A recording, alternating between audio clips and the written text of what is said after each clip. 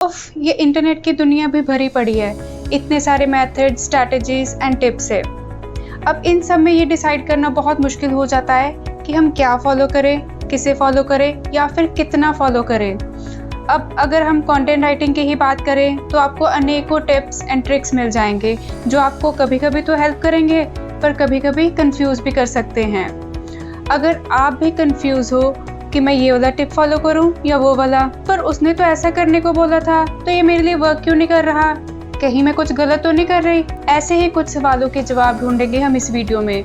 इस वीडियो में डिबंक करेंगे हम कॉमन राइटिंग टिप्स जो किसी ना किसी के लिए तो काम कर जाती हैं पर काफ़ी लोगों के लिए नहीं। तो चलिए शुरू करते हैं। जो लोग आपको कहते हैं ना मुश्किल से मुश्किल वर्ड्स यूज़ करने से कंटेंट ज़्यादा फैंसी बन जाता है, मैं बता रही हूँ आपको, बच लो जितना बच सकते हो ऐसे लोगों से। फॉर एग्जाम्पल, अब क्या बनाना को इलोंगेटेड येलो फ्रूट भी लिखोगे? नहीं ना, तो कॉम्प्लेक्स क्यों करना? ऐसे मीनिंगलेस वर्ड्स का यूज़ करना एक सही तरीका हो सकता है आपकी इंग्लिश में डिग्री शो करने का, पर यह बहुत ही बुरा तरीका है यूजर्स का इंटरेस्ट लेवल डाउन करने का। तो बस आज से आप प्रण ले लो कि अपने वर्ड्स की चॉइस कंटेंट लिखते टाइम आप इतनी सिंपल रखेंगे कि एक मिड स्कूलर को भी आसानी से समझ आए, क्योंकि वो कहते हैं ना, जहाँ नज़र घटे दुर्घटना घटे। अब नज़र कब हटेगी? जब कोई मुश्किल वर्ड सामने आएगा, और दुर्घटना कब घटेगी? जब कोई रीडर आपकी साइट को छोड़कर किसी दूसरी साइट को विजिट करेगा। तो क्या समझे? शब्दों का चुनाव सिंपल रखें। मिथ नंबर 2 है कि ज़्यादा पढ़ो मत, क्योंकि अगर आप ज़्यादा पढ़ोगे तो हो सकता है आप दूसरे राइटर्स के आइडियाज़ कॉपी कर लो। अब ये तो वही बात होगी ना कि किसी से ज़्यादा बात मत करो, क्योंकि हो सकता है आप उनकी पर्सनालिटी अडॉप्ट कर लो। ऐसा कभी होता है क्या? नहीं ना।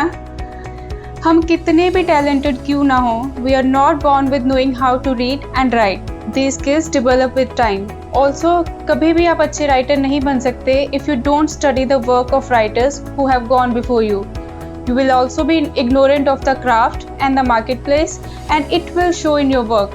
So my suggestion is to read as much as you can. If you read good, you will automatically write good.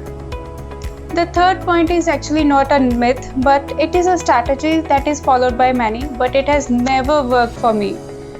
When I started my writing career, I was asked to proofread from the end to the beginning, because it was believed that this way we can spot weaker section of the text in a better way. And when I started proofreading backwards, I completely went nuts. But here is what I do to ensure my writings are error free.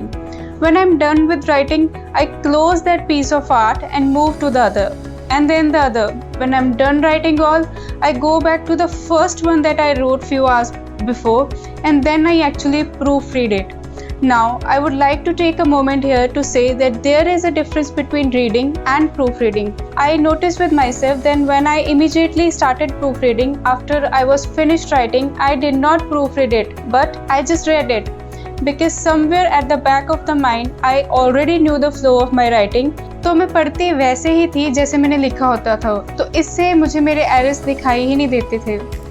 But जब मैं एक content complete करके दूसरा या तीसरा लिखकर पहले वाले पर वापस आने लगी, तो I notice that with all that research and writing, I actually forgot the flow of my writing, and that was when I actually started proofreading and not just reading. तो देखा, ये कुछ टिप्स थे जो मेरे लिए काम करे, एंड हो सकता है आपके लिए भी करे। अगर आपके पास भी कोई ऐसा टिप है जो आपके लिए तो मस्त काम कर रहा है, तो please let me know in the comment section. I would love to read. That's all for today guys. तो अभी आपको पता है ना क्या करना है? जी हाँ, लाइक, शेयर एंड कमेंट करना मत भूलना, and subscribe to our channel.